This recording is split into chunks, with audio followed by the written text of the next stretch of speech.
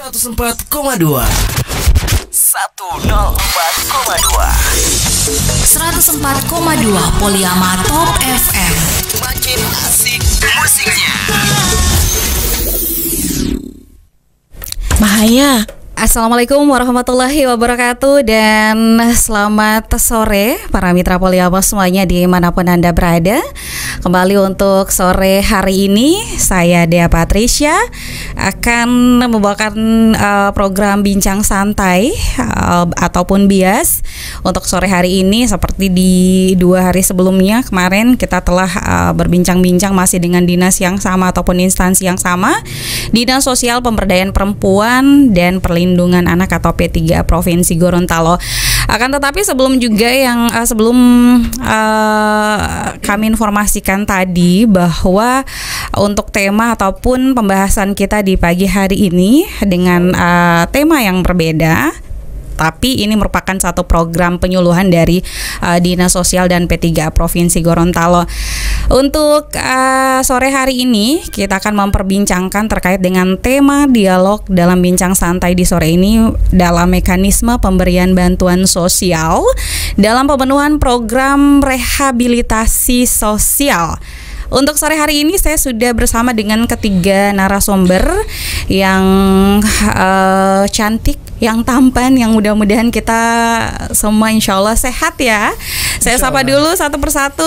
Assalamualaikum warahmatullahi wabarakatuh. Selamat sore Ibu Zena Panigoro MH. Selamat sore, Assalamualaikum warahmatullahi wabarakatuh Bu. Ya, Waalaikumsalam warahmatullahi wabarakatuh. Sehat Bu? Alhamdulillah sehat. Alhamdulillah sehat ya. Sehat itu yang utama ya. Kalau sehat insya Allah kita bisa menjalankan rutinitas kita seperti biasanya insya Allah dengan sempurna insya Allah. Ibu Zainab ini selaku Kepala Seksi Tusos KPO KPN dalam hal ini tunas sosial korban perdagangan orang dan juga korban penyalahgunaan nafsa di Dinas Sosial dan P3A Provinsi Gorontalo. Selanjutnya untuk narasumber kedua ada Bapak Helmi Mahmud. Assalamualaikum, selamat sore Pak Helmi. Waalaikumsalam warahmatullahi wabarakatuh. Selamat sore. Oke, sehat Pak? Alhamdulillah. Alhamdulillah sehat. Pak Helmi ini merupakan salah satu staf di seksi disabilitas ya Pak ya? Disabilitas. Oh disabilitas, mohon maaf. Disabilitas dan lansia Dinas Sosial dan P3 Provinsi Gorontalo. Selanjutnya ini saya ke narasumber ketiga. Berhubung sore hari ini kita punya 3 narasumber, ada Bapak Adnan Zunaidi Nurdin. Iya. Selamat sore. Sore. Assalamualaikum warahmatullahi wabarakatuh. Waalaikumsalam warahmatullahi wabarakatuh. Sehat Pak Adnan? Alhamdulillah sehat. Alhamdulillah sehat ya. Pak Adnan ini merupakan supervisor ya dari pekerja sosial anak. Ya benar sekali. Oke. Dan tentunya seperti yang sudah sebelumnya saya sampaikan tadi, ini merupakan satu kegiatan dalam penyuluhan melalui media radio. Sebagaimana kita ketahui sebelumnya penyuluhan itu mengundang banyak masa ataupun banyak orang ya di suatu tempat. Namun ini karena memang masih dengan pandemi COVID, kita masih tetap mengikuti yang namanya protokol kesehatan, social distancing, physical distancing. Narasumber juga di sini masih tetap menjaga jarak, menggunakan masker tapi hostnya enggak. Oke. Kita langsung saja ke dialog kita pada sore hari ini terkait dengan mekanisme pemberian bantuan sosial dalam pemenuhan program rehabilitasi. Kayaknya saya ke Ibu Zainab dulu. Kemana dulu saya? Ke Pak Adnan ya. Oke. Ke Pak Adnan terkait dengan bidangnya supervisor pekerja sosial anak. Seperti apa programnya? Apa yang tentunya yang menjadi rencana di tahun 2020, kemudian ini sudah 8 bulan. Apa kira-kira program yang sudah berjalan dan tentunya akan diprogramkan kembali untuk dilanjutkan ke tahun berikutnya. Silakan Pak Adnan. Iya, terima kasih. Di sini saya selaku supervisor pekerja sosial anak, sesungguhnya mewakili Dinas Sosial Provinsi, terutama seksi anak. Mohon maaf sebesar-besarnya karena kepala seksinya dan kepala bidangnya tidak bisa hadir di tempat. Mungkin kegiatan yang telah kami laksanakan itu pemberian bantuan ke LKSA. Apa itu LKSA? lembaga kesejahteraan sosial anak yang dulu lebih dikenal dengan panti asuhan. Iya. Namun di saat ini lebih dikenal dengan LKSA. Jadi ada 44 LKSA khususnya di Provinsi Gorontalo, dan yang dibantu itu sudah ada 34 LKSA. Dan untuk yang di 2020 ini yang mendapatkan bantuan dari Kementerian Sosial itu langsung melalui Balai Todopuli Makassar itu ada 3 LKSA. Yang pertama LKSA anak terlantar, yang kedua LKSA anak membutuhkan perlindungan khusus, yang ketiga itu anak balita, LKSA anak balita. Jadi itu disebar di yang kabupaten kota. Mungkin seperti itu, Bu. Oke. Tadi ada 34 LKSA, dan sebelumnya tadi sudah menyebutkan bahwa sebelumnya itu panti asuhan ya, dan beralih ke LKSA. Iya. Mengapa sampai namanya saja harus beralih begitu, Pak? Justru kita kan mengetahui ini panti asuhan khusus untuk anak-anak panti. Apa mungkin ke LKSA-nya lebih agar mereka terlindungi atas lembaganya atau seperti apa, Pak? Iya, benar sekali, atas lembaganya. Kalau panti asuhan itu dia lebih gimana ya? Lebih ke keagamaan. Kalau ini kan untuk permasalahan sosial. Jadi kita lebih ke lembaga sosialnya, lembaga kesejahteraan sosial, LKS. Tapi tidak mematikan panti asuhan. Tidak, tetap namanya ada panti. Ada panti, ada LKSA gitu. Iya. Jadi di saat ini ada 2 nama begitu. Lebih dikenalnya dengan panti, ada LKSA. Tapi jadi, untuk pemberian bantuan-bantuan ini tetap ada LKSA-nya, ada pantinya juga, tetap sama. Kalau yang di masyarakat itu dan lebih banyak orang mengenal panti asuhan. Oh iya. Cuman kalau di dalam sosial kita lebih mengenal dengan LKS, Lembaga Kesejahteraan Sosial. Oke, terima kasih Pak Adnan. Selanjutnya saya ke Pak Helmi. Pak Helmi dulu ya, Bu ya. Oke, ke Pak Helmi dulu. Ini selaku staf seksi disabilitas dan juga lansia. Apa kemudian yang menjadi program di bidang Bapak? Silakan bisa disampaikan untuk sore hari ini, Pak. Ya, terima kasih. Sama halnya dengan Pak Adnan sampaikan tadi, permohonan maaf dari pimpinan kami dan kepala seksi. Kebetulan beliau saat ini masih ada acara juga, sehingga beliau mewakili pada saya. Baik, untuk program-program yang dilaksanakan di disabilitas dan lansia, kami berupaya sebagai di rehabilitasi sosial itu kami berupaya untuk mengembalikan fungsi sosial dari baik itu penyandang disabilitas maupun lansia agar mereka dapat melaksanakan tugas atau setidaknya dapat melaksanakan keseharian mereka yang kita tahu persis, misalnya disabilitas yang tentunya mempunyai keterbatasan ruang gerak maupun di lingkungan sendiri maupun secara luas, sehingga ada kesan bahwa mereka itu semacam ada paradigma tidak mampu. Nah, inilah kami hadir rehabilitasi sosial untuk mengembalikan itu yang tadinya sifatnya belas kasihan atau charity itu dengan keadaan sekarang itu beralih ke human right atau hak-hak dari klien itu sendiri, sehingga kami harus wajib untuk memenuhi hak-hak dari penyandang disabilitas maupun dari lansia itu sendiri. Program-programnya sudah beberapa kami laksanakan, misalnya bantuan sosial. Alhamdulillah baru-baru ini juga seminggu yang lalu sudah cair untuk bantuan disabilitas maupun lansia. Namun bantuannya itu harus melalui LKS. Artinya ada pengelolaan karena sesuai amanat Undang-Undang 23 2014 ya. Pembagian kewenangan, kami itu hanya bisa melayani penyandang disabilitas dan lansia itu yang berada di dalam panti. Klien dalam panti. Di luar panti itu adalah tanggung jawab dari kabupaten kota. Namun oleh pemerintah pusat Kemensos itu bantuan bisa melalui LKS yang ada. Kita untuk LKS itu kita ada beberapa yang menangani disabilitas lansia. Di Pohuwato ada, Gorut ada, kota juga ada. Tapi wilayah kerjanya bisa menjangkau daerah-daerah yang belum ada LKS. Misalnya ada yang kota itu menangani, ada yang di Bone Bolango, maupun dia bisa ada di Kabupaten Gorontalo. Selain itu juga kami memberikan bantuan namanya alat bantu fisik. Alat bantu fisik berupa kursi roda, alat bantu dengar, itu sudah kita laksanakan. Yang prosedurnya itu tidak lain dari desa atau kelurahan ke dinas sosial kabupaten kota, berlanjut pada kami untuk kita tindak lanjuti. Yang ada 2 yang bisa kita melalui dana APBD di provinsi, bisa juga kita usulkan di Kementerian Sosial, sehingga bantuan-bantuan ini bisa berasal dari pusat maupun dari daerah.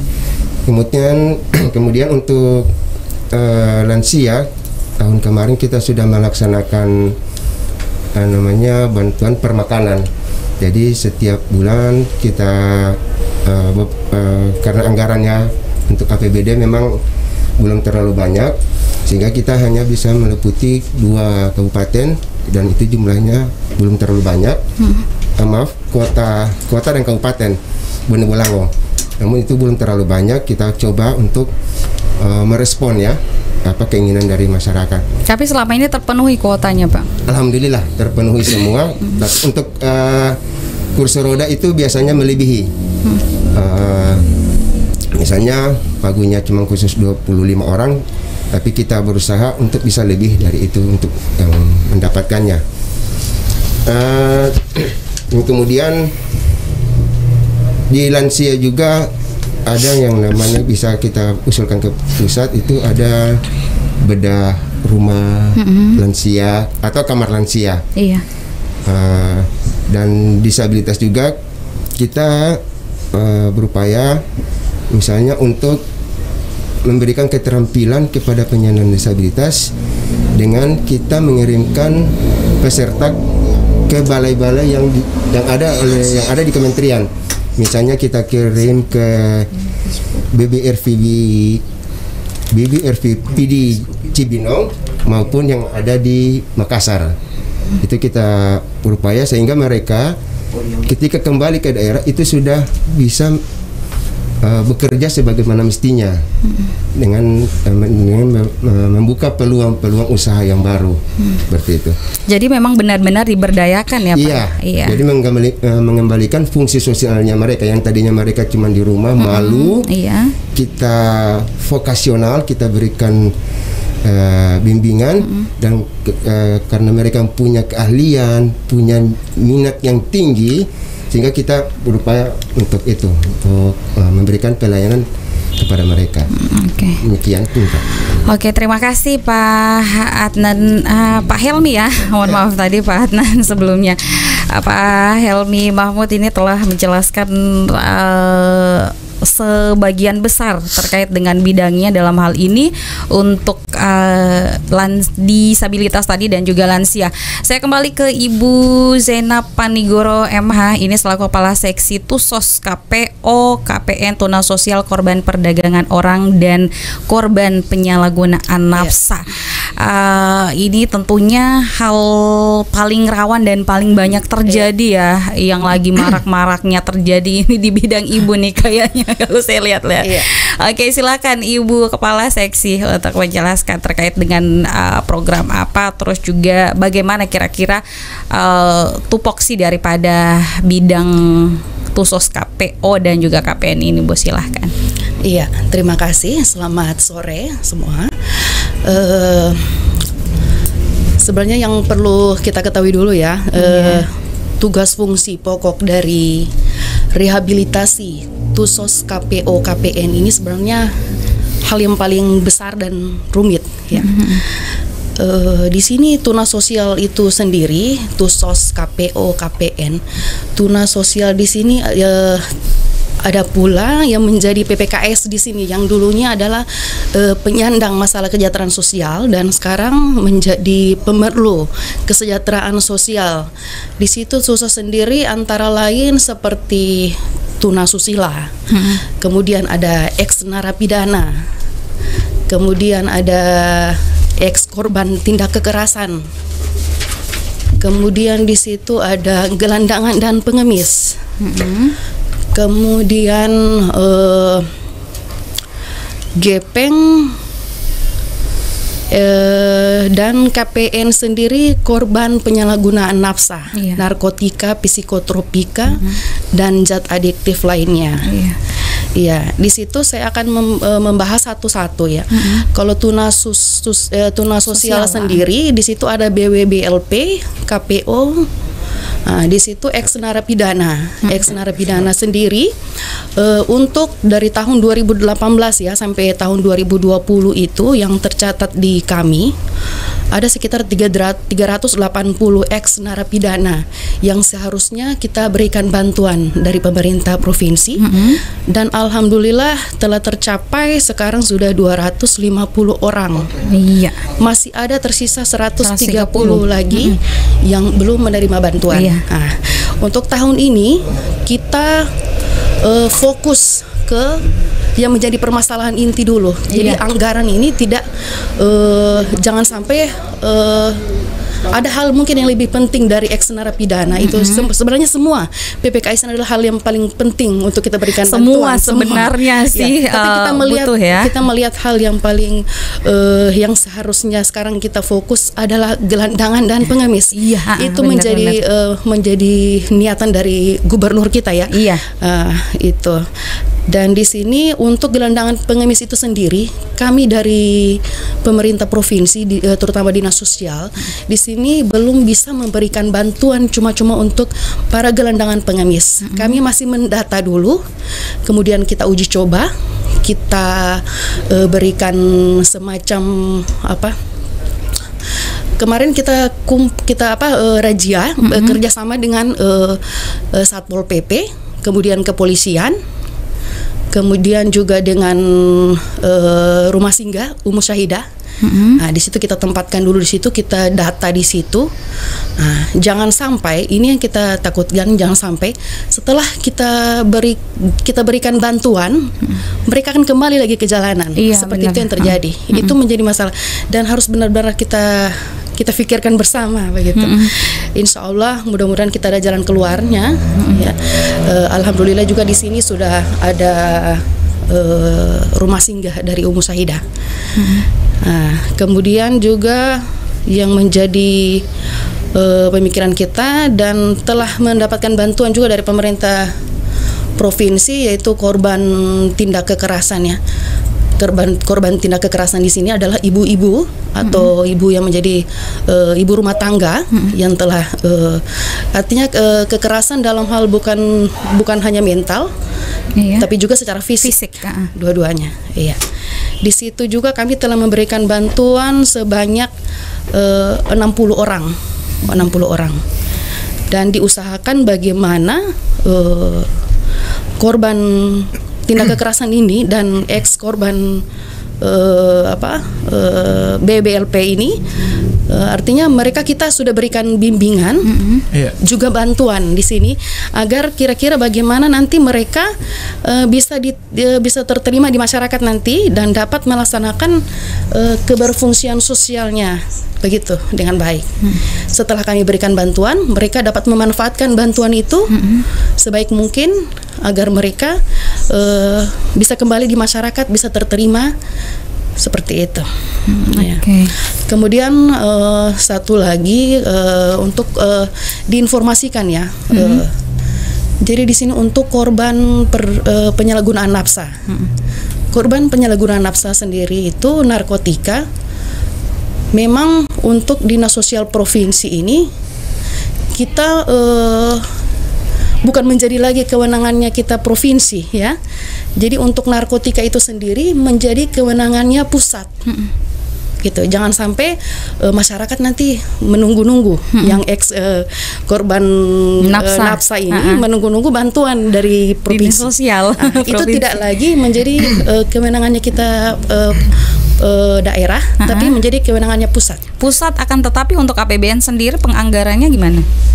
Untuk masih tetap ada meskipun hanya tidak semua tercover atau gimana itu, Bu? Belum semua tercover. Belum semua tercover. Gitu. Oke. Itu aja, Bu.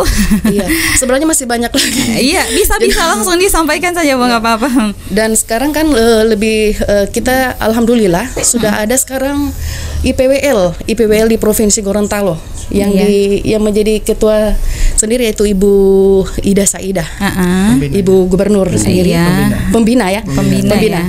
Ketua tim penggerak PKK provinsi. Di sini alhamdulillah sudah ada dan menjadi kita dorong bersama dari berbagai pihak, semua stakeholder untuk mendorong bersama IPWL ini.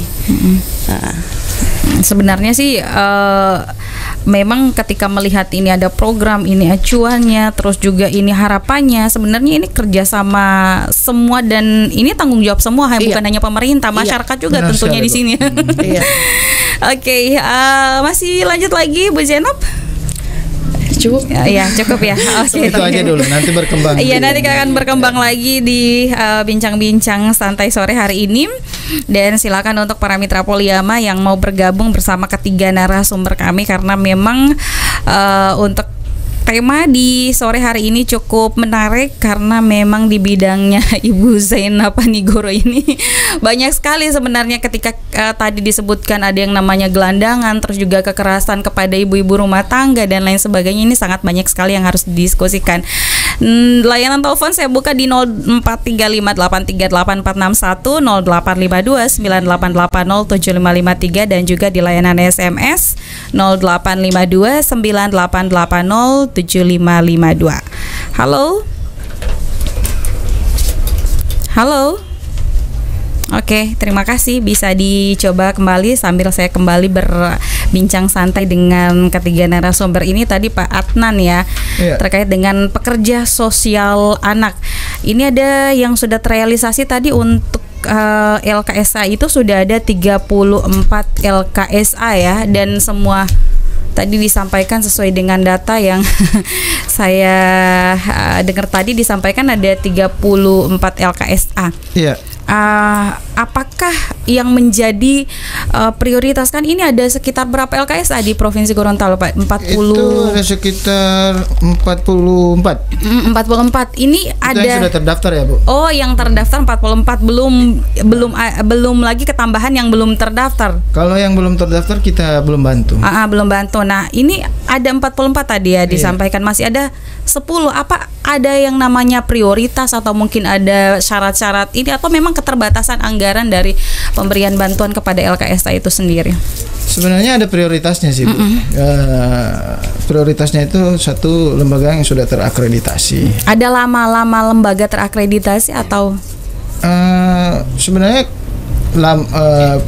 lembaga itu dia minimal 2 tahun beroperasi.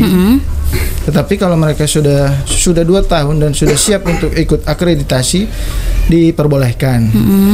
Nah, sekarang pertimbangannya dia lama sudah melaksanakan berdiri atau tidak itu, tetapi kalau dia tidak mau ikut akreditasi, itu kita abaikan. Jadi otomatis diabaikan ya? Iya. Karena sesuai dengan amanat dari Kementerian ada Sosial regulasinya seperti itu. Terus jadi kita membantu itu berdasarkan itu akreditas dan mereka administrasinya lengkap. Itu. Tapi ada mungkin ditemukan ada beberapa dari 44 tadi ada 10 LKSA tidak yang memang jumlahnya besar terus belum sama sekali tersentuh bantuan selain daripada donatur yang datang begitu, Pak? Untuk lembaga-lembaga besar itu rata-rata sudah mendapatkan bantuan. Terkecuali lembaga-lembaga baru dan mereka tidak mempunyai izin, itu mungkin tidak diketahui juga para donatur, jadi itu tidak mendapatkan sentuhan dari pemerintah maupun donatur. Iya, berarti bukan serta-merta memberikan bantuan melihat ini harus diprioritaskan, tapi memang benar-benar ada acuannya ya Pak Iya, ya. ada acuannya. Oke, terima kasih Pak Adnan. Mungkin ada lagi yang bisa ditambahkan terkait dengan bidang Bapak? Kalau dari dinas sosial ini 34 itu sudah dibantu permakanannya. Oh, makanan. Bantuannya hanya jenis makanan atau Iya, harus ada permakanan. pakanan, sandang, pangan, papan? Enggak, untuk tahun ini hanya permakanan. Itu ada sebesar 135.857.900 juta. Makanannya dalam bentuk bahan pokok, beras ya. Bahan pokok. Bahan Telur. pokok. Jadi itu memang benar-benar dipenuhi. Iya. Wajib ya. Wajib. Setiap tahun. Iya. Setiap tahun di dropnya sebulan sekali atau? Itu sebenarnya masih kurang banyak kalau melihat jumlahnya. Iya. Masih sangat kurang. Heeh. Itu biasanya di pertengahan atau di awal tahun. Kita dari Dinas Sosial Provinsi membagikan itu sesuai jumlah yang ada anak-anak di dalam panti itu, di dalam lembaganya. Lebih banyak kira-kira jumlah anak yang ada di dalam LKSA itu mencapai berapa? Yang terbanyak? Kalau yang terbanyak itu ada sekitar 50-an, Bu. Itu di dalam satu lembaga. Okay. Namun biasanya yang dibantu itu hanya sekitar 20-an saja. Bahkan ada yang 10 saja gitu. Oke. Berarti tidak seluruh yang ada di dalam lembaga itu ya? Enggak. Dari beberapa yang dipilih itu apa ada syarat-syarat lagi, Pak? Syarat utamanya mereka mau bertanggung jawab dulu terhadap bantuan-bantuan itu. Administrasinya lengkap lah. Itu syarat utama saya. Oke. Cukup. Oke, kita ke Pak Helmi. Masih dengan disabilitas dan lansia ini, kayaknya kalau lansia kita sudah tahu syaratnya seperti apa yang harus mendapatkan bantuan, seperti tadi ada benda rumah dan lain sebagainya. Ini saya lebih tertarik ke disabilitas. Bagaimana kira-kira caranya untuk memberdayakan mereka sementara mereka ini memang benar-benar ada keterbatasan mental ataupun fisik itu sendiri, Pak? Iya, terima kasih. Sebenarnya keterbatasan itu bukan suatu penghalang sebenarnya. Iya, benar banget. Kalau kita mau berupaya, yang paling penting adalah memberikan kepercayaan kepada mereka bagi penyandang disabilitas itu. Iya. Misalnya masyarakat, aparat desa. Terkadang kan apalagi pemerintah masyarakat ketika melihat dia disabilitas, kadang-kadang ada teguran-teguran. Jangan gitu. Iya. Padahal dia mempunyai suatu keahlian tertentu yang mungkin mereka tidak tahu. Itulah yang kita gali. Oh, iya. Kita gali dari mereka. Makanya kita awal itu kita wawancara dulu. Kita tanya mereka mau apa sebenarnya. Oh, iya. Mau usaha atau punya keahlian tertentu.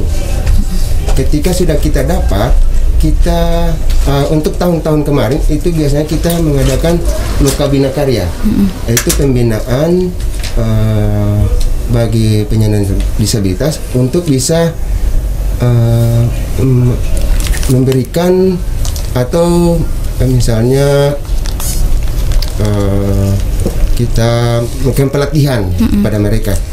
Misalnya ada yang dia bisa mengutak-atik motor atau perbengkelan. Iya. Kita berikan pelatihan kepada mereka. Terus setelah kita memberikan pelatihan, kita memberikan bantuan langsung. Alat perbengkelan. Alat perbengkelan itu kita bantu. Mungkin jumlahnya tidak terlalu banyak ya. Kita sesuaikan dengan anggaran yang ada, baik itu di daerah maupun dari pusat. Itu kita. Yang penting apa yang menjadi misalnya di perbengkelan, apa yang paling utama? Iya, dibutuhkan. Yang paling dibutuhkan, misalnya kompresor maupun alat yang lain, itu yang kita utamakan dulu.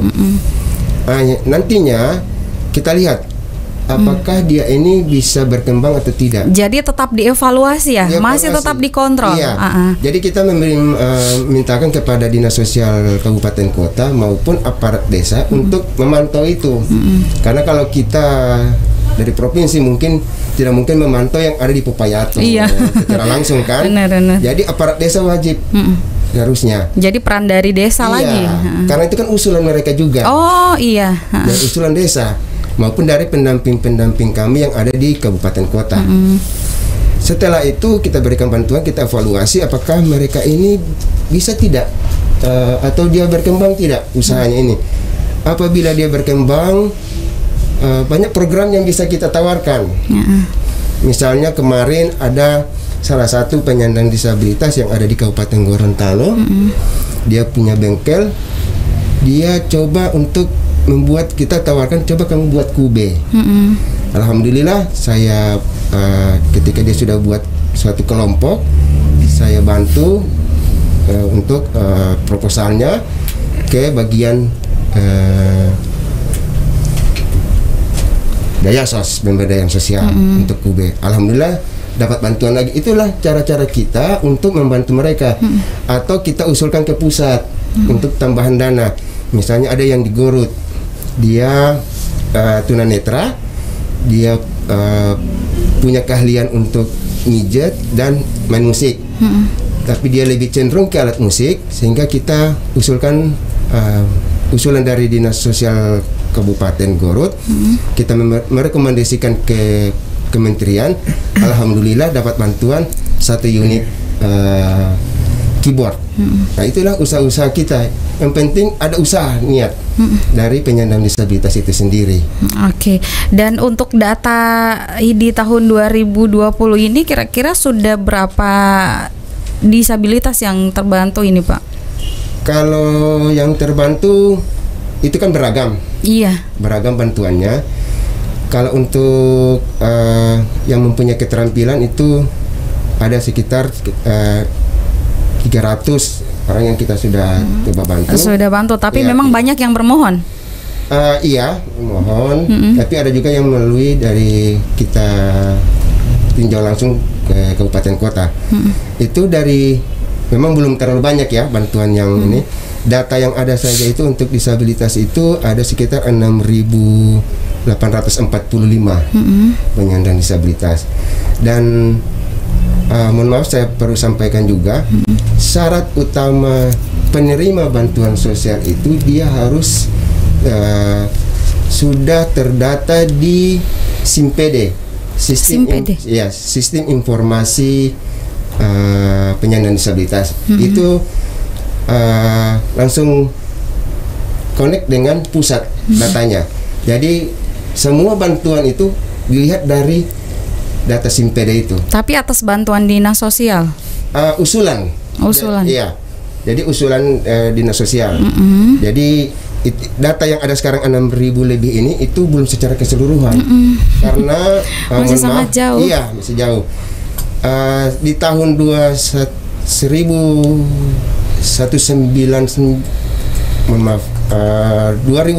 data yang kami pegang saja itu ada sekitar 5.000-an penyandang. Kalau kita lihat di tahun 2020 itu baru 6.000. Dan masih banyak penyandang disabilitas itu yang ada di daerah-daerah yang memang agak susah terjangkau. Iya. Dan rata-rata kalau kami amati itu 90% itu adalah di bawah garis kemiskinan. Dan itu memang patut dibantu. Tapi kami dari dinas sosial kalau mau ranking-rankingan mungkin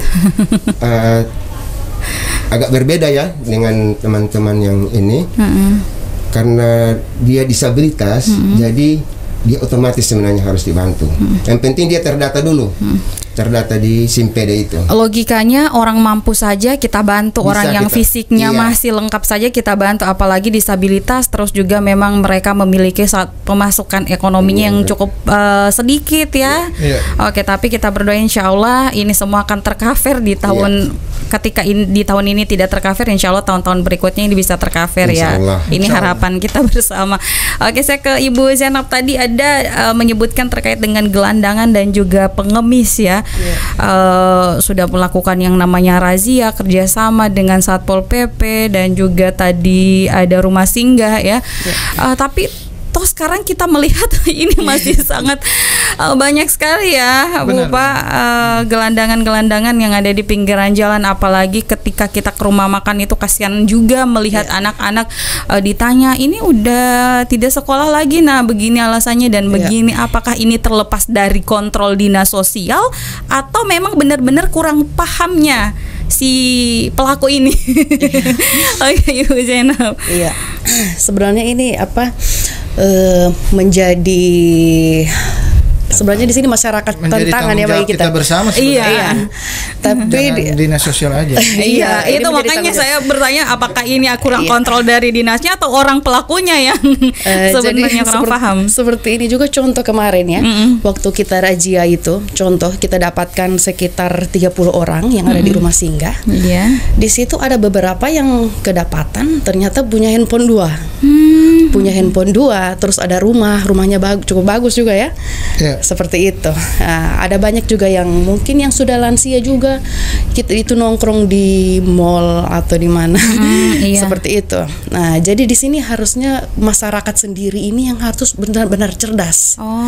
Jangan sampai menjadi cerdas, artinya kita jangan memberikan sedekah ya. Mungkin kita akan memberikan sedekah atau memberikan uang, jangan di jalanan ya, seperti itu. Sudah itu ada juga tempat-tempatnya ya, Bu, ya? Ada tempatnya untuk kita memberikan sedekah itu. Jadi masyarakat sendiri yang harus cerdas di sini. Jangan sampai kita salah mau berikan sedekah atau uang, ternyata orangnya seperti ini ya. Karena mereka juga ada di bawah tanggung jawabnya dari dinas sosial provinsi. Jadi kita tahu mereka yang benar-benar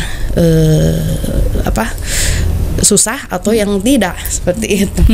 Jangan sampai salah. Jadi mungkin kita untuk tahun depan kita bikin perda, peraturan daerah yang lebih kuat.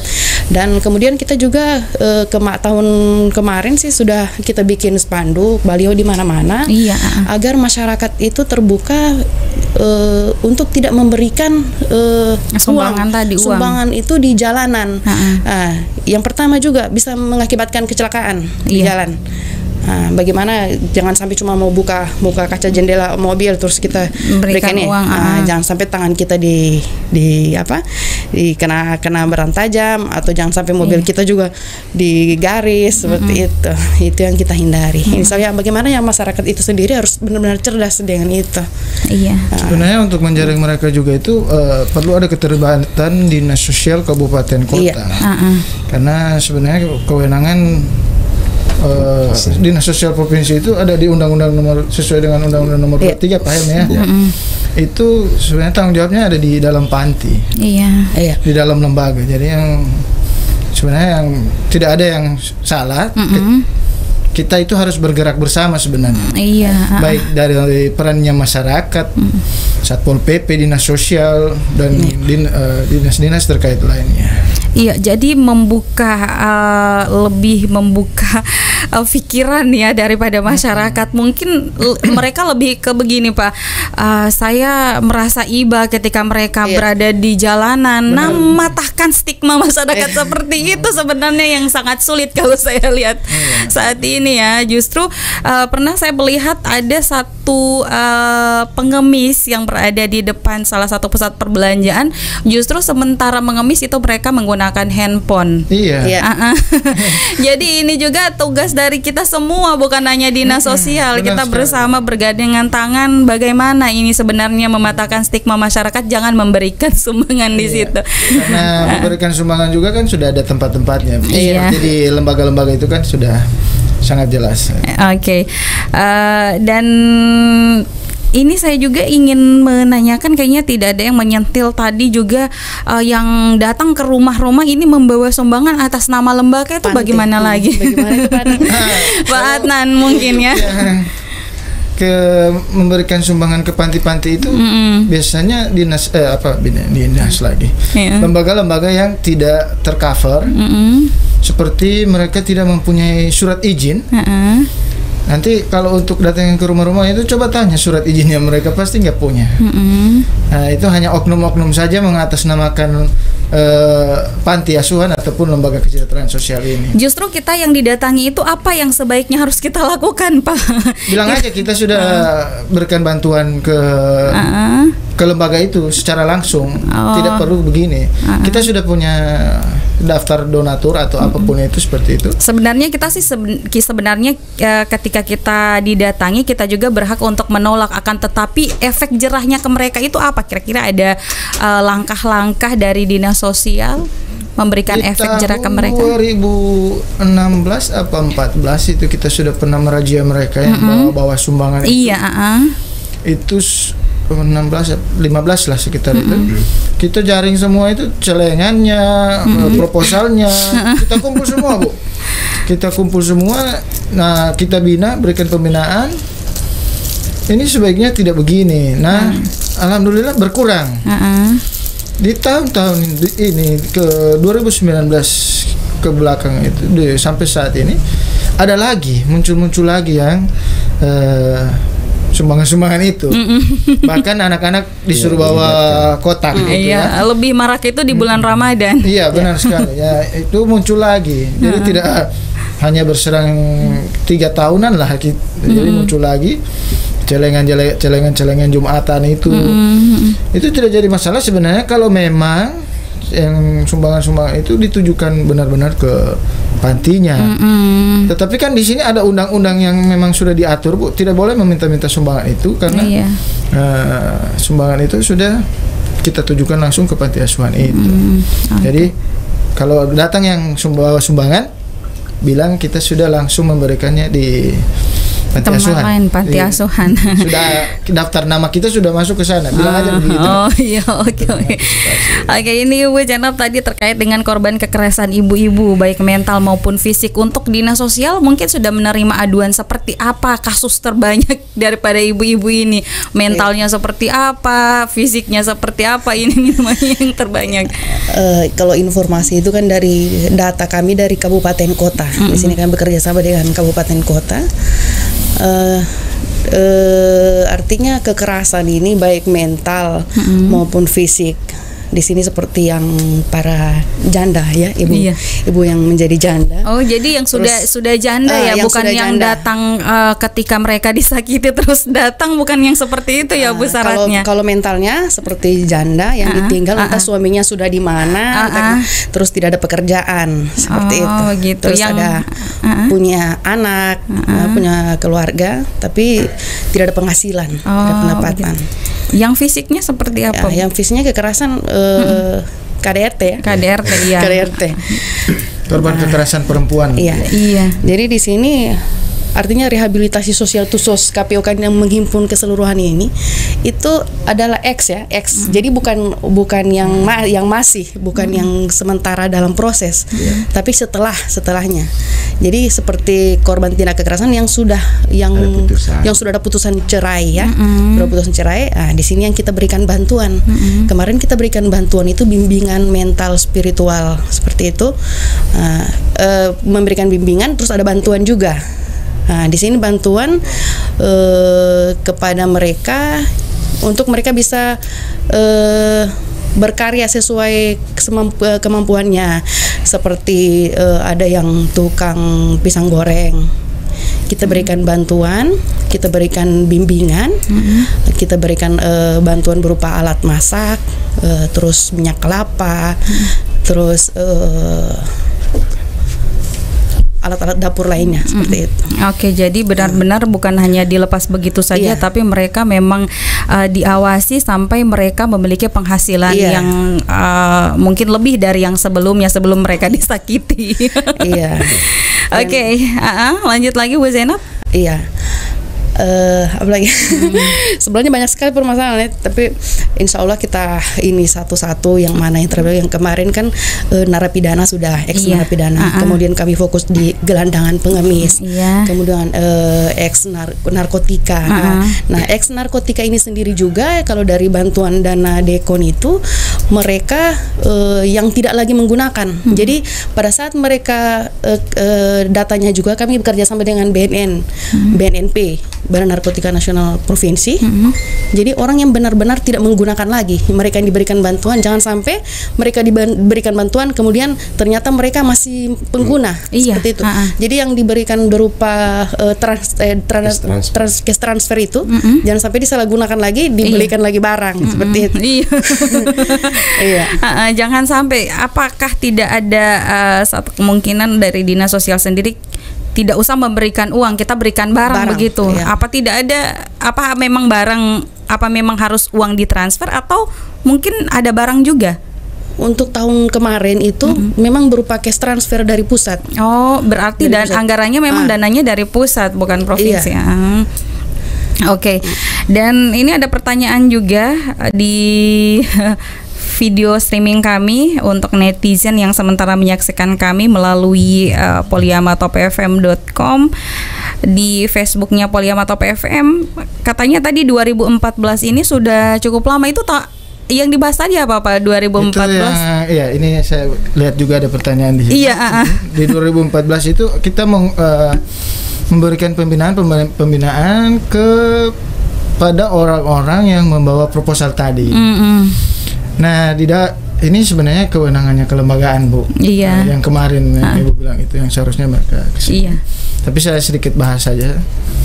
Di 2019 kemarin kita ada contohnya ada anak-anak yang disuruh bawa sumbangan. Itu kita bina di rumah singgah Ummu Syaidah. Itu diberikan pembinaan sampai yang merasa lembaganya ditulis di situ di kotak itu, mereka langsung mengadu ke kami pekerja sosial anak. Ya, jadi kami adakan pembinaan. Nah, untuk lembaga-lembaga yang lainnya seperti proposal-proposal itu ditindaki juga oleh Dinas Sosial Provinsi, itu khususnya di bidang kelembagaan. Untuk izinnya itu akan dicabut, bukan akan lagi dicabut. Langsung dicabut ya? Kalau mereka tidak mendengarkan petunjuk dari kita ataupun teguran dari kita, itu segera dicabut. Jadi kita evaluasi lagi, berikan pembinaan lagi. Kalau tetap mereka tidak mau mendengarkan itu, ya mau tidak mau kita harus mencabut izin operasionalnya. Jadi bukan tidak ada tindakan. Iya. Memang ada tindakan, tapi kita harus membina mereka. Iya, jadi tidak langsung 2014, terus ini sudah cukup lama sebenarnya ya, sudah ada berselang waktu 6 tahun. Bukan tidak ada tindakan, akan tetapi ini akan terus dipacu lagi ya, Pak ya. Nah, orang yang bawa proposal juga itu pinter juga dia. Iya. Jadi proposalnya dilipat. Dimasukin kantong, nanti sudah masuk ke dalam rumah baru dibuka lagi. Coba lihat aja proposalnya pasti kusut semua. Pasti kusut. Karena kalau nggak ketahuan itu pasti ditahan oleh Satpol PP. Karena kemarin itu kita kerjasama juga dengan Satpol PP provinsi. Jadi mereka yang tugasnya itu yang menangkap itu. Jadi kalau terjaring oleh Satpol PP, kitalah yang melakukan pembinaan itu. Iya, nah ini lagi masih kita balik ke bantuan, khususnya ini ke bantuan lansia. Bantuan lansia, ada kursi roda, terus juga ada rumah lansia. Nah, ini manusiawi ya Pak, ini juga banyak sekali kritikan, saran juga yang masuk di Radio Polyama ketika mereka mengusulkan bantuan. Ini usulan daripada bantuan ini kan dari desa, terus mengusulkan ke kabupaten, kota, provinsi, dalam hal ini mengawasi pengawasan bantuan ini, apakah datanya masuk ke pusat, terus ada realisasinya apa tidak. Nah, ini ada bukan pertanyaan tapi juga kritikan dan pertanyaan kemarin di program yang saya bawakan, kira-kira membutuhkan waktu berapa lama sehingga bantuan itu bisa terrealisasi. Karena ada yang menyampaikan begini Pak, namanya bantuan pasti ribut lah Pak ya.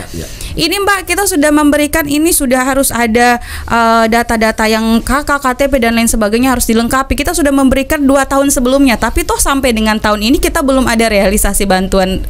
Nah, ini masa waktu yang dibutuhkan dalam realisasi bantuan ini seperti apa, dan kira-kira ketika ada kendalanya itu di mana, di data, di sistem, atau orang yang menginput dan lain sebagainya. Silakan Pak. Iya, terima kasih lagi. Sebenarnya bukan di kesalahan di data ya, tetapi pada jumlah kuota sebenarnya. Jadi kalau kita kirim data ke pusat, tapi sebelumnya kami mohon maaf, usulan memang dari desa. Dinas Sosial Kabupaten Kota membuatkan suatu proposal dengan data-data yang dari desa itu.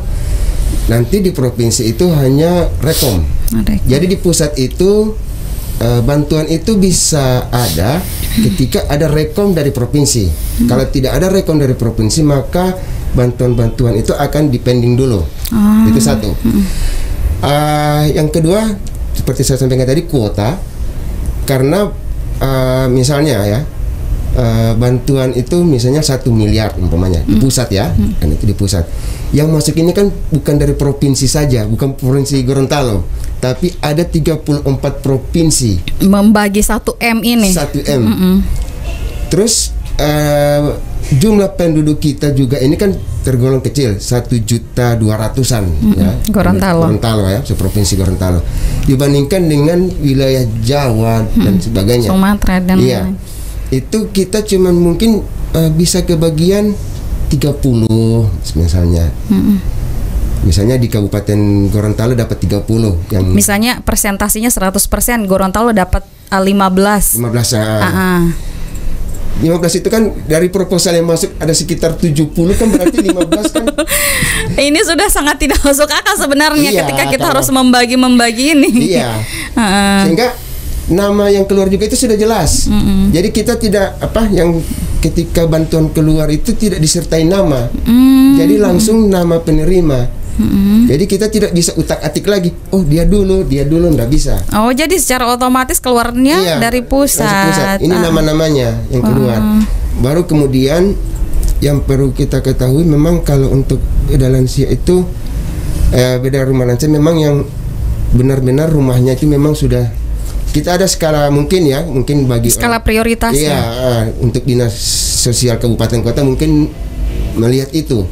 Karena kami cuman sekedar untuk mengawasi saja. Ketika bantuan sudah datang, kita awasi bantuannya terrealisasi, bangunannya kamarnya di beda seperti apa, itu kita awasi. Ketika ada peninjauan kembali oleh kementerian atau semacam pemeriksaan, jadi kita sudah bisa sampaikan seperti ini permasalahannya. Mungkin kalau untuk kurun waktu memang kami belum bisa pastikan berapa lama. Memang bukan cuma di lansia, Bu. Banyak sekali bantuan seperti itu. Iya, banyak juga dari untuk di disabilitas juga sama halnya. Tapi kami tetap berupaya agar mendahulukan proposal-proposal yang sudah ada dulu. Jadi kami itu mengusulkan begini, ketika misalnya tahun ini ada 20 dari 60 umpamanya. Sisanya 40 usulkan lagi. Kita mengharapkan di kabupaten kota untuk usulan kembali lagi. Kita mengusulkan terus sehingga dari jangan dulu tambah ya. Kita harapkan itu jangan dulu menambah ini supaya yang pertama ini macam jangan sampai menunggu tadi lagi itu kasihan. Oh, begitu. Sehingga mereka sudah banyak kami ketemu di lapangan juga, Bu. Kebetulan saya sering turun lapangan, mereka kurang foto-foto terus kata. Iya. Kurang foto, ambil data Riki Somo Rubu ini rumah belum kelar-kelar, belum ada bantuan. Cuma isi foto. Ya, itu kan Pak Helmi kan bisa tahu suara masyarakat. Iya. Ini sudah ada pertanyaan juga di sini. Jadi kami itu berupaya ya. Kami karena apalagi sekarang ini sudah ada pembatasan kami hak-hak kewenangan kami provinsi seperti apa, kabupaten kota seperti apa. Tapi kami melihat lagi dana kabupaten kota juga apakah bisa terpenuhi untuk itu. Jadi kami mendorong ke pusat lagi. Apa Pak tidak ada kekhawatiran ketika mereka orang iri pastilah manusiawi. Ini tentunya kita membawa nama lembaga ini menjelaskan ke masyarakat. Sebenarnya ini sudah kita usulkan, Bu. Kita usulkan, Pak. Tidak ada kekhawatiran seperti itu, Pak. Kalau khawatir sebenarnya kami ini sudah cerah ya. Mau tidur juga susah, Bu. Kalau kita sudah ada yang datang ke kantor mengeluh semua. Tapi inilah keterbatasan. Sebenarnya bukan keterbatasan ya. Apalagi di tahun 2020 ini untuk APBN itu untuk disabilitas dan lansia itu tidak ada anggaran lagi dari pusat, Bu. Apalagi sudah ada COVID. Iya. Digeser lagi anggarannya. Sehingga program-program kami yang sudah kami matangkan di daerah itu terbengkalai semua karena apalagi keadaan sekarang. Yang alhamdulillah kami berupaya kemarin sebenarnya kalau hitung-hitungan ya. Kami sebenarnya kalau untuk di disabilitas lansia itu memang sudah tidak ada anggaran lagi. Tapi berkat pimpinan kami dari kepala seksi, kepala bidang sampai kepala dinas itu berupaya terus sehingga ada beberapa bantuan yang memang harus tetap kita jalankan. Misalnya kemarin alat bantu fisik. Alat bantu fisik kita tetap perjuangkan terus. Ini harus wajib karena ini memang sudah yang istilahnya yang perlu sekali sebenarnya. Ini sudah perlu. Untuk kegiatan-kegiatan lain kita pending dulu lah. Tapi kalau ini yang harus kita, alhamdulillah berkat perjuangan pimpinan-pimpinan kami itu terrealisasi dan sudah diberikan bantuan. Bahkan ada keluhan-keluhan kalau istilahnya kami kira sudah tidak mau dapat lagi, padahal sudah didata kan. Iya, bahkan ada juga yang mengeluh begini, nanti Opa so mati baru kursi roda datang, itu lagi seperti itu kan. Bukan cuma pengeluhan, memang sudah terjadi, Bu. Oh, memang sudah terjadi. Oke. Pak Adnan mungkin bisa menanggapi pertanyaan ini yang ada di Facebook. Tadi kan sudah saya jawab, itu terakhir itu yang masuk pembina, yang kita bina itu anak-anak yang bawa bantuan kemarin ya. Iya. Semacam kotak amal apa untuk proposal gitu ya. Jadi yang kami bina itu anaknya. Jadi kita bina di rumah singgah atau LKS Syaidah. Itu ada di Jalan Sawit.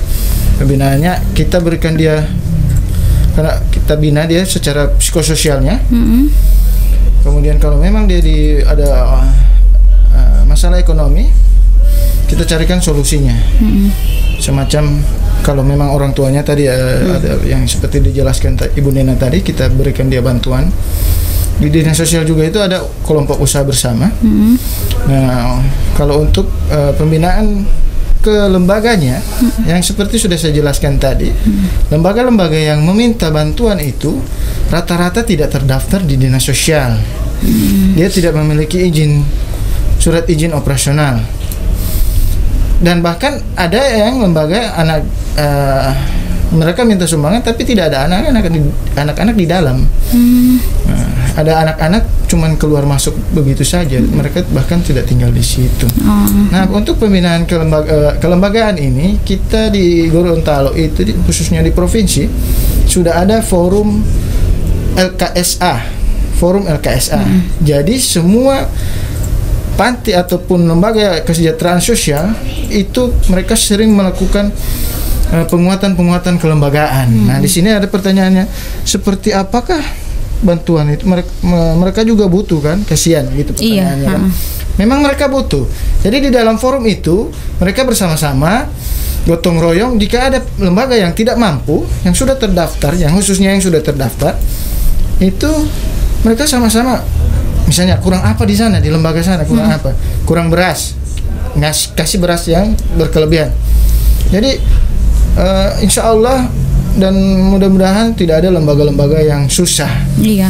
Kalau memang mereka sudah termasuk di dalam forum LKS itu, apalagi yang sudah terdaftar di dinas sosial. Jadi masalah mau bilang mereka butuh, memang semua panti itu butuh, semua pasti lembaga butuh. Nah, sekarang kalau lembaga di dalam forum itu mereka bikin semacam apa ya, usaha penguatan lembaga. Nah, sekarang mereka itu jadi punya semacam usaha-usaha seperti depot air, apa itu usaha bikin kue dan lain-lain.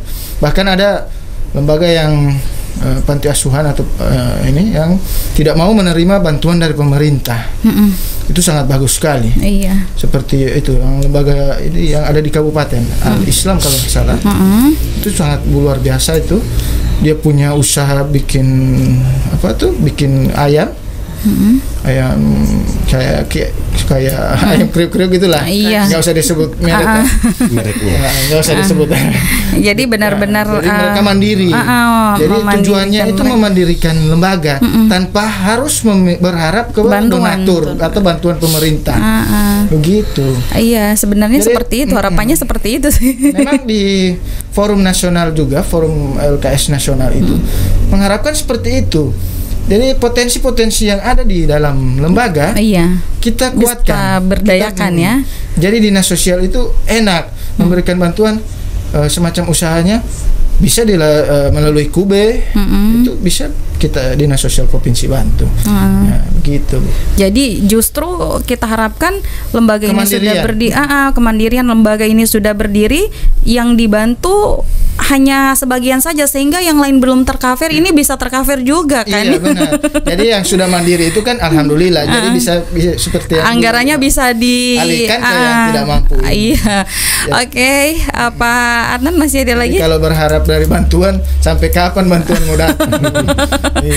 Iya betul sekali. Kalau bicara masalah bantuan ini pasti ribut. Semua orang pasti suka dibantu gratis. Bantuan Kementerian Sosial pun itu hanya stimulan saja, jadi tidak cukup. Bantuan dari dinas sosial itu hanya stimulan, jadi menstimulan mereka yang di dalam. Jadi ketika mereka dibantu, mereka harus benar-benar berkembang usahanya, bukan mengharap bantuan-bantuan terus. Oke, dan kita sekarang dibatasi waktu, sayang sekali. Tapi kita ke closing statement dari masing-masing narasumber bisa menyampaikan apa yang menjadi harapan ke depan ketika di tahun ini tidak terrealisasi dan harapannya ke depan, khususnya untuk program-program yang ada di bidang Bapak Ibu. Silakan, saya mulai ke Pak Helmi dulu. Ya. Menyambung sedikit ya dari apa yang disampaikan Ibu Jenab tadi mengenai pengemis. Kami karena beberapa lalu itu ada yang ditangkap yang disabilitas ya.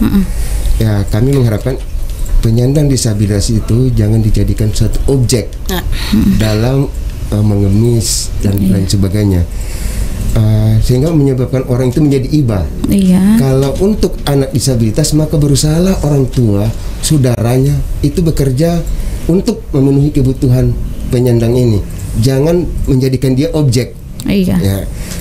Kemudian jangan malu memiliki anak disabilitas, karena banyak kami temui ketika dia mempunyai anak yang disabilitas berat, artinya sudah tidak bisa ngapa-ngapain lagi, itu kadang-kadang ditinggalkan ke orang tuanya, ke neneknya, bahkan ada yang di Bonebolango malah dititip di panti asuhan. Iya, itu yang kami sarankan, jangan. Insya Allah berdoa saja, insya Allah mereka penyandang disabilitas jadi penolong mereka, jalan mereka di menuju surga nanti, insya Allah. Ya. Mungkin yang ketiga itu kami berupaya untuk menghilangkan stigma. Stigmanya seperti apa? Karena kadang-kadang orang bilang karena aib. Contoh saja, saya disabilitas. Saya sudah berkeluarga. Kalau dikatakan aib, anak saya sehat. Namanya kalau kadang-kadang orang bilang, oh dia disabilitas, orang tuanya disabilitas, pasti anaknya juga. Inilah pembuktian bahwa itu bukanlah aib. Kita berdoa saja, kalaupun memang anak kita disabilitas, orang tuanya disabilitas, itulah jalan yang diberikan oleh Allah sebenarnya. Jangan menjadi jadi bagaimana orang tuanya ya. Tuhan ini tidak adil. Sebenarnya Tuhan itu adil. Adilnya mungkin tidak di dunia, tapi adilnya di akhirat. Mungkin seperti itu yang bisa sampaikan. Closing statementnya Pak Helmi? Harapannya ke depan. Kalau insya Allah COVID selesai ya. Insya Allah COVID selesai tahun ini, tahun depan bisa bergairah lagi perekonomian kita. Kami sudah mempunyai beberapa program yang sudah bicarakan dengan kepala seksi maupun kepala bidang. Insya Allah tahun depan ini bisa terwujud. Misalnya kita bisa berupaya adanya pelatihan. Kami juga sudah berkomunikasi dengan Pak Adnan selaku LKS. Mereka juga insya Allah bisa membantu kami untuk memberikan pelatihan-pelatihan keterampilan bagi penyandang disabilitas, sehingga mereka bisa menghidupi dirinya sendiri itu lebih baik lagi. Mungkin seperti itu. Oke, terima kasih Pak Helmi. Ke Pak Adnan, silakan. Oke, terima kasih. Saya berharap di Gorontalo ini bebas dari COVID. Anak. Bebas dari COVID juga ya. Amin. Bebas dari anak jalanan, anak gelandangan. Bebas dari permasalahan anak lah. Harapan saya. Dan untuk masyarakat yang sering-sering memanfaatkan anak, sekiranya dapat sadar lah. Terus yang mau buka panti ataupun lembaga, dia harus punya modal, jangan hanya memanfaatkan anak, seperti yang saya bilang tadi, jangan hanya memanfaatkan anak. Sementara mereka mau saja buka panti, seenaknya saja buka lembaga, tanpa mengikuti prosedur yang ada. Terus anaklah yang jadi korban di situ, anaklah yang dijual-jual. minta sumbangan, minta sana sini ya. Mungkin seperti itu saja dari saya. Oke, terima kasih Pak Adnan. Sebelum saya ke closing statement Ibu Zainab, ini kayaknya ada sedikit pertanyaan. Ini masih dengan pengemis dulu ya, mungkin bisa dijawab terus juga langsung ke closing statement. Mematahkan satu stigma anak-anak, mereka begini, ketika kita larang mereka mengemis, justru mereka begini. Saya sempat jalan-jalan ini ke pasar sentral Kota Gorontalo. Nah, kenapa ngemis? Kita ngemis asik, kita pegang duit sendiri. Justru kalau kita minta ke orang tua, kadang nggak ada. Justru kalau kita ngemis, kita dapat duit banyak. Nah, ini anak-anak seperti ini kasihan juga kan, Bu ya. Bu, kira-kira gimana itu, Bu? Iya, nah di sini fungsinya kami dari rehab sosial sendiri. Kami melakukan bimbingan keterampilan seperti itu. Jadi di mana bimbingan keterampilan ini artinya kita melihat di mana masing-masing sebenarnya kita manusia ini punya artinya kita punya kemampuan masing-masing yang diberikan Allah. Misalkan contoh, kita hobinya bengkel, punya keahlian di bengkel. Jadi yang orang punya keahlian di bengkel ini tidak bisa kita arahkan ke buka usaha misalkan bikin pisang goreng. Iya. Jadi kurang pas. Jadi usahanya tidak bakal maju. Demikian juga anak-anak. Nanti kita lihat ini anak-anaknya punya hobinya di mana seperti itu. Dan masing-masing pasti punya itu. Jadi kita arahkan mereka mungkin ke otomotif seperti ini. Insya Allah dengan bantuan yang diberikan kami dari pemerintah itu bisa bermanfaat buat mereka yang punya hobi tersebut. Mereka punya kemampuan untuk otomotif, dia bisa buka usaha bengkel seperti itu. Kemudian mereka yang punya usaha untuk seperti perempuan ya, punya usaha, punya hobi kecantikan, dia bisa buka salon.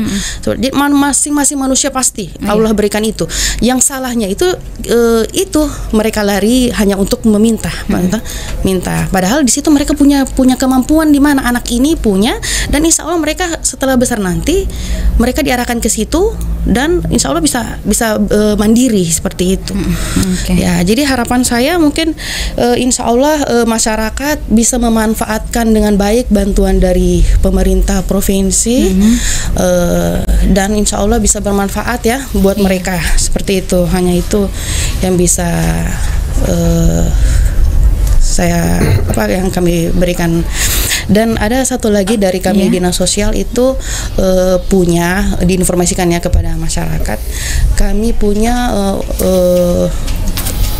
bantuan untuk mereka yang terlantar, orang yang terlantar. Orang terlantar ini jadi dari kami, jika mereka dari luar pulau ada di Gorontalo dan tidak bisa pulang ke daerahnya dan memiliki KTP dari luar pulau, itu bisa kami kembalikan ke daerah asal seperti itu. Nah, tapi sistemnya adalah transit. Jadi dari misalkan ke Pulau Jawa. Jadi dari sini transit ke Palu, setelah itu bisa ke Makassar. Jadi urusannya Dinas Sosial Makassar. Dan seperti itu yang bisa kami sampaikan. Oke. Terima kasih Bu Zainab. Tapi memang harapan kita semua, harapan dari Dinas Sosial secara umum, anggaran mungkin bisa ditambah karena Dinas Sosial ini sangat permasalahan. Dari lahir sampai mati masuknya di Dinas Sosial, ditangani Dinas Sosial. dari kami 3 seksi ya, dari ada anak, terus ada lansia, terus Tusos, KPO dan KPN. Jadi urusan anak dari bayi sampai meninggal sampai lansia. Oke, terima kasih banyak untuk waktunya Ibu Zainab. Terima kasih Pak Adnan juga, Pak Helmi. Terima kasih. Insya Allah kita bisa berjumpa lagi di bincang-bincang selanjutnya. Terima kasih untuk waktunya. Saya Dea Patricia, mohon pamit dari ruang dengar Anda semuanya. Wassalamualaikum warahmatullahi wabarakatuh dan selamat sore. Waalaikumsalam warahmatullahi wabarakatuh.